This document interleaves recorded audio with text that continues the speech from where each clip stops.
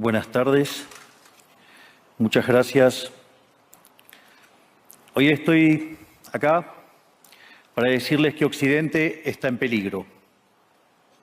Está en peligro porque aquellos que supuestamente deben defender los valores de Occidente se encuentran cooptados por una visión del mundo que inexorablemente conduce al socialismo y, en consecuencia, a la pobreza. Lamentablemente, en las últimas décadas, motivados por algunos deseos bien pensantes de querer ayudar al prójimo y otros por el deseo de pertenecer a una casta privilegiada, los principales líderes del mundo occidental han abandonado el modelo de la libertad por distintas versiones de lo que llamamos colectivismo. Nosotros estamos acá para decirles que los experimentos colectivistas nunca son la solución a los problemas que aquejan a los ciudadanos del mundo, sino que, por el contrario, son su causa. Créanme, nadie mejor que nosotros los argentinos para dar testimonios de estas dos cuestiones. Cuando adoptamos el modelo de la libertad, allá por el año 1860, en 35 años nos convertimos en la primer potencia mundial, mientras que cuando abrazamos el colectivismo, a lo largo de los últimos 100 años, vimos cómo nuestros ciudadanos comenzaron a empobrecerse sistemáticamente hasta caer en el puesto número 140 del mundo. Pero antes de poder dar esta discusión, sería importante que primero viéramos los datos que sustentan por qué el capitalismo de libre empresa no solo es un sistema posible para terminar con la pobreza del mundo, sino que es el único sistema moralmente deseable para lograrlo.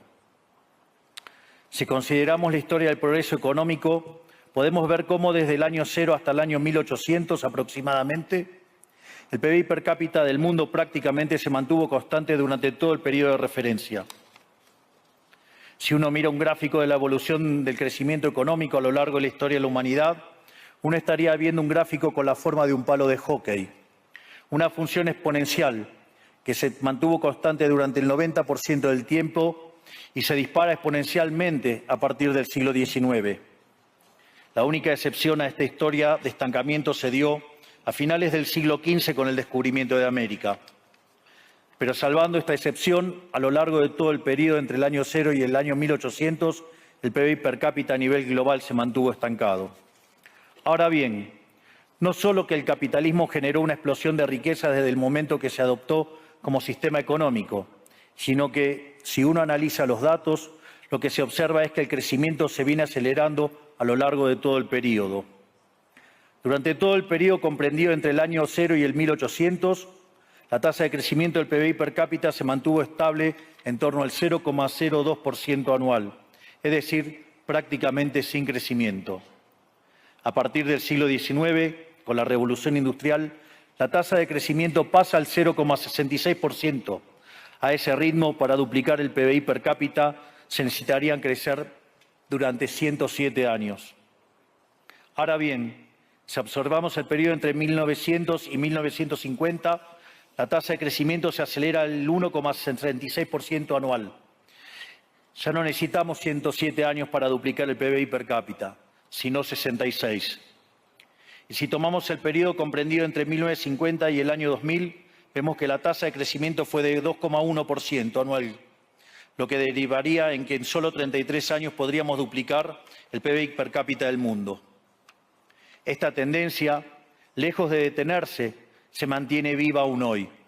Si tomamos el periodo entre el año 2000 y el 2023, la tasa de crecimiento volvió a acelerar el 3% anual, lo que implica que podríamos duplicar nuestro PBI per cápita en el mundo en tan solo 23 años. Ahora bien, cuando se estudia el PBI per cápita desde el año 1800 al día de hoy, lo que se observa es que luego de la revolución industrial, el PBI per cápita mundial se multiplicó por más de 15 veces, generando una explosión de riqueza que sacó de la pobreza al 90% de la población mundial.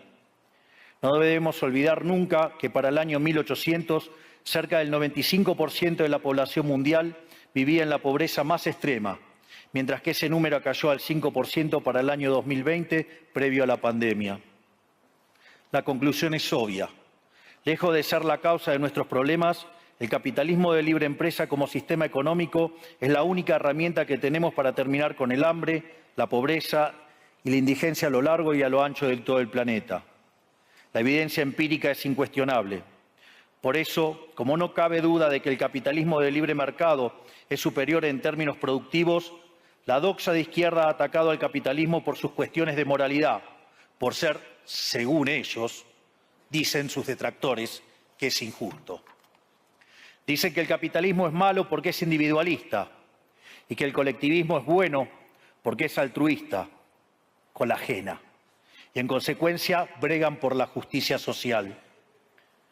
Pero este concepto que en el primer mundo se ha puesto de moda en la última época, en mi país es una constante del discurso político desde hace más de 80 años.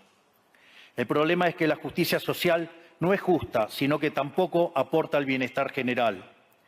Muy por el contrario, es una idea intrínsecamente injusta, porque es violenta. Es injusta porque el Estado se financia a través de impuestos y los impuestos se cobran de manera coactiva. ¿O acaso alguno de nosotros puede decir que paga los impuestos de manera voluntaria? Lo cual significa que el Estado se financia a través de la coacción y que a mayor carga impositiva, mayor es la coacción, menor es la libertad. Quienes promueven la justicia social parten de la idea de que el conjunto de la economía es una torta que se puede repartir de una manera distinta. Pero esa torta no está dada, es riqueza que se va generando en lo que, por ejemplo, Israel Kirzler llama un proceso de descubrimiento de mercado.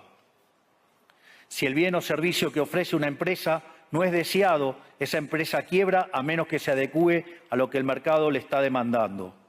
Si genera un producto de buena calidad a un buen precio atractivo, le va a ir bien y va a producir más. De modo que el mercado es un proceso de descubrimiento en el cual el capitalista encuentra sobre la marcha el rumbo correcto. Pero si el Estado castiga al capitalista por tener éxito y lo bloquea en este proceso de descubrimiento, destruye sus incentivos y las consecuencias de ello es que va a producir menos y la torta será más chica, generando perjuicio para el conjunto de la sociedad. El colectivismo, al inhibir estos procesos de descubrimiento y al dificultar la apropiación de lo descubierto, ata al emprendedor de las manos y le imposibilita producir mejores bienes y ofrecer mejores servicios a un mejor precio. ¿Cómo puede ser entonces que desde la academia, los organismos internacionales, la política y la teoría económica se demonice un sistema económico que no solo ha sacado de la pobreza más extrema al 90% de la población mundial y lo hace cada vez más rápido, sino que además es justo y moralmente superior? Gracias al capitalismo de libre empresa, hoy el mundo se encuentra en su mejor momento. No hubo nunca en toda la historia de la humanidad un momento de mayor prosperidad que el que vivimos hoy. El mundo de hoy es más libre, más rico, más pacífico y más próspero que en cualquier otro momento de nuestra historia. Esto es cierto para todos, pero en particular para aquellos países que son libres, donde respetan la libertad económica y los derechos de propiedad de los individuos. Porque aquellos países que son libres son 12 veces más ricos que los reprimidos. El decil más bajo de la distribución de los países libres vive mejor que el 90% de la población de los países reprimidos. Tiene 25 veces menos cantidad de pobres en el formato estándar y 50 veces menos en el formato extremo. Y por si eso fuera poco, los ciudadanos de los países libres viven un 25% más que los ciudadanos de los países reprimidos. Ahora bien, para entender qué venimos a defender es importante definir de a qué hablamos nosotros cuando hablamos de libertarismo. Para definirlo, retomo las palabras del máximo prócer de las ideas de la libertad de Argentina, el profesor Alberto Venegas Lynch, dijo que dice: el libertarismo es el respeto irrestricto del proyecto de vida del prójimo, basado en el principio de no agresión y en defensa del derecho a la vida, a la libertad y a la propiedad, cuyas instituciones fundamentales son la propiedad privada, los mercados libres de intervención estatal, la libre competencia, la división del trabajo y la cooperación social, donde solo se puede ser exitoso sirviendo al prójimo con bienes de mejor calidad a un mejor precio. Dicho de otro modo, el capitalista, el empresario exitoso, es un benefactor social que, lejos de apropiarse de la riqueza ajena, contribuye al bienestar general. En definitiva, un empresario exitoso es un héroe. Este es el modelo que nosotros estamos proponiendo para la Argentina del futuro. Un modelo basado en los principios fundamentales del libertarismo: la defensa de la vida, de la libertad y de la propiedad. Ahora bien, Si el capitalismo de libre empresa y la libertad económica han sido herramientas extraordinarias para terminar con la pobreza en el mundo, y nos encontramos hoy en el mejor momento de la historia de la humanidad, vale la pena preguntarse ¿por qué digo entonces que Occidente está en peligro? Digo que Occidente está en peligro justamente porque en aquellos países que deberíamos defender los valores del libre mercado, la propiedad privada y las demás instituciones del libertarismo, sectores del establishment político y económico, algunos por errores en su marco teórico y otros por ambición de poder, están socavando los fundamentos del libertarismo, abriéndole las puertas al socialismo y condenándonos potencialmente a la pobreza, a la miseria y el estancamiento. Porque nunca debe olvidarse que el socialismo es siempre y en todo lugar un fenómeno empobrecedor, que fracasó en todos los países que se intentó. Fue un fracaso en lo económico, fue un fracaso en lo social, fue un fracaso en lo cultural y además asesinó a más de 100 millones de seres humanos. El problema esencial de Occidente hoy es que no solo debemos enfrentarnos a quienes, aún luego de la caída del muro y la evidencia empírica abrumadora, siguen bregando por el socialismo empobrecedor, sino también a nuestros propios líderes, pensadores y académicos que, amparados en un marco teórico equivocado, socavan los fundamentos del sistema que nos ha dado la mayor expansión de riqueza y prosperidad de nuestra historia. El marco teórico al que me refiero es el de la teoría económica neoclásica, que diseña un instrumental que, sin quererlo, termina haciendo funcional la intromisión del Estado, el socialismo y la degradación de la sociedad. El problema de los neoclásicos es que, como el modelo del que se enamoraron no mapea contra la realidad, atribuyen el error al supuesto fallo del mercado, en vez de revisar las premisas de su modelo. Sobre texto de un supuesto fallo de mercado, se introducen regulaciones que lo único que generan es distorsiones en el sistema de precios que impiden el cálculo económico y, en consecuencia, el ahorro, la inversión y el crecimiento. Este problema radica esencialmente en que ni siquiera los economistas supuestamente libertarios comprenden qué es el mercado, ya que si se comprendiera, se vería rápidamente que es imposible que exista algo así como un fallo de mercado. El mercado no es una mera descripción gráfica de una curva de oferta y otra de demanda en un gráfico. El mercado es un mecanismo de cooperación social donde se intercambian voluntariamente derechos de propiedad. Por lo tanto, dada esta definición, hablar de fallo de mercado es un oxímoron. No existe el fallo de mercados. Si las transacciones son voluntarias, el único contexto en el que puede haber un fallo de mercado es si hay coacción. Y el único con la capacidad de coaccionar de manera generalizada es el Estado, que tiene el monopolio de la violencia. En consecuencia, si alguien considera que hay un fallo de mercado, les recomendaría que revisen si hay intervención estatal en el medio. Y si encuentran que no hay intervención estatal en el medio, les sugiero que hagan de nuevo el análisis porque definitivamente está mal. Los fallos de mercado no existen. Un ejemplo de los supuestos fallos de mercado que describen los neoclásicos son las estructuras concentradas de la economía. Sin embargo, sin funciones que presenten rendimientos crecientes a escala, cuya contrapartida son las estructuras concentradas de la economía, no podríamos explicar el crecimiento económico desde el año 1800 hasta hoy. Fíjense qué interesante. Desde el año 1800 en adelante, con la población multiplicándose más de 8 o 9 veces, el producto per cápita creció más de 15 veces. Es decir, existen rendimientos crecientes. Eso llevó la pobreza extrema del 95% al 5%. Sin embargo, esas presencias de rendimientos crecientes implican estructuras concentradas, lo que se llamaría, por ejemplo, un monopolio. ¿Cómo puede ser que algo que haya generado tanto bienestar para la teoría neoclásica, eso es un fallo de mercado? Economistas neoclásicos, salgan de la caja. Cuando el modelo falla, no hay que enojarse con la realidad, hay que enojarse con el modelo y cambiarlo. El dilema que enfrenta el modelo neoclásico es que dicen querer perfeccionar el funcionamiento del mercado atacando lo que ellos consideran fallos, pero al hacerlo no solo abren las puertas del socialismo, sino que atentan contra el crecimiento económico. Ejemplo, regular monopolios, destruirle las ganancias y destrozar los rendimientos crecientes, automáticamente destruiría el crecimiento económico.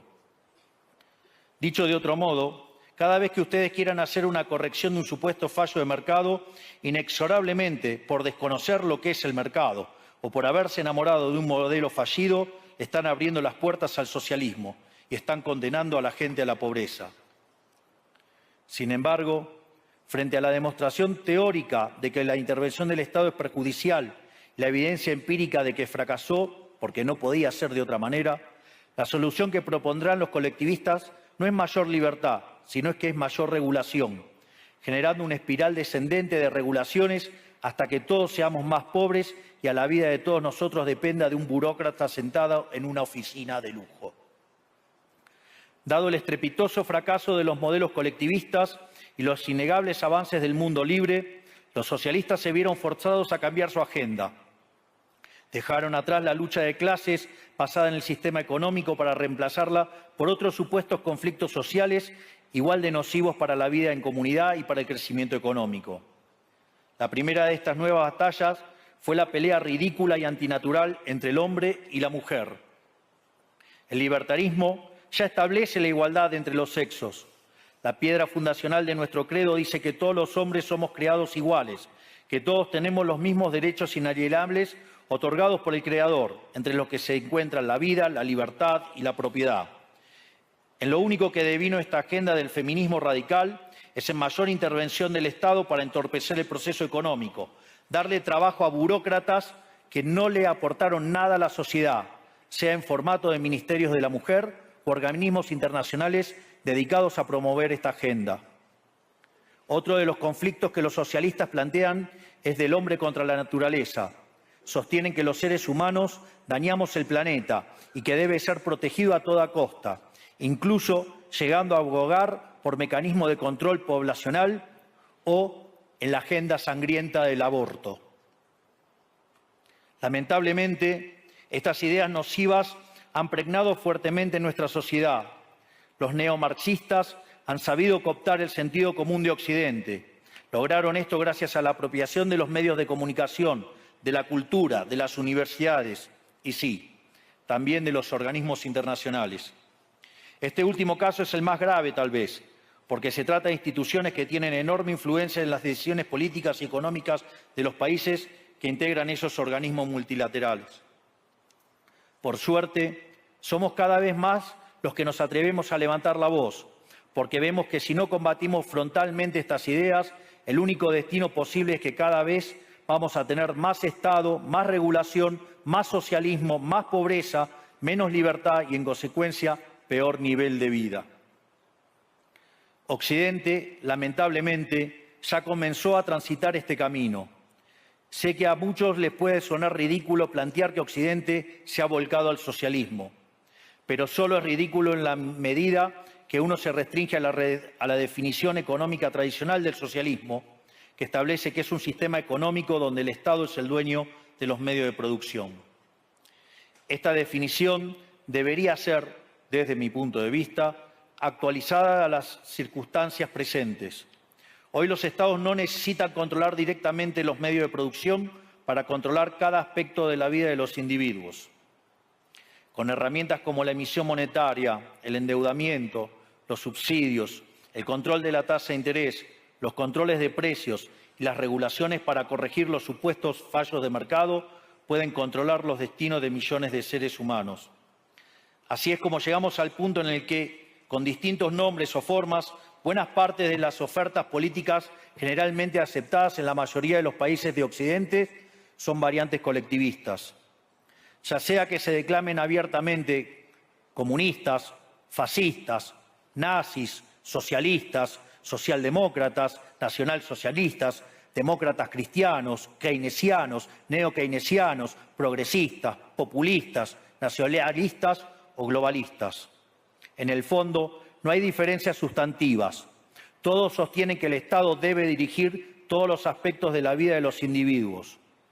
Todas definen un modelo contrario al que llevó a la humanidad al progreso más espectacular de su historia.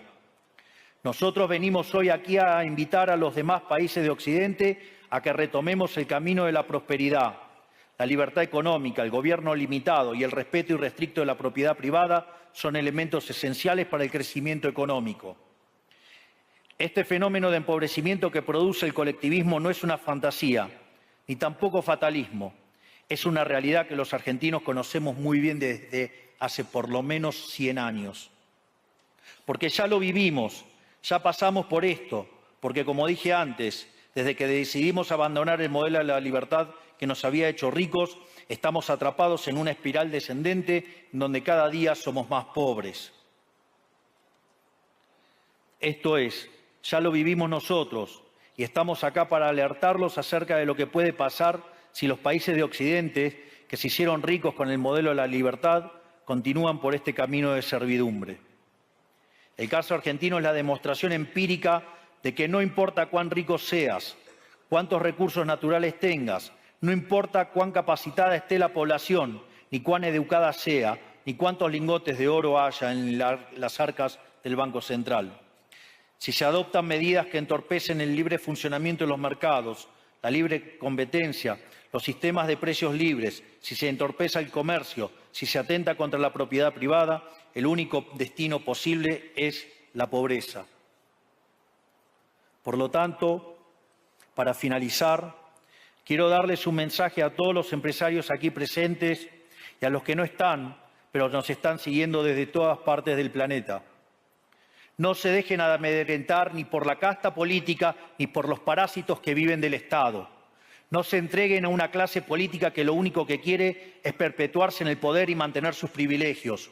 Ustedes son benefactores sociales, ustedes son héroes, ustedes son los creadores del periodo de prosperidad más extraordinario que jamás hayamos vivido.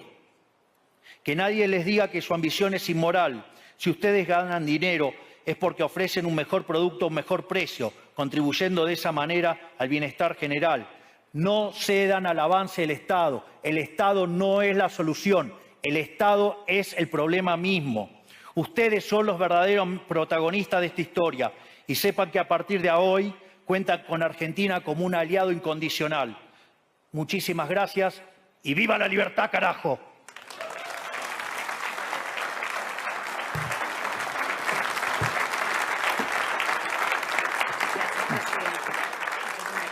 Gracias. Vamos a salir por la derecha también. Vamos a pasar. Fantástico. Gracias.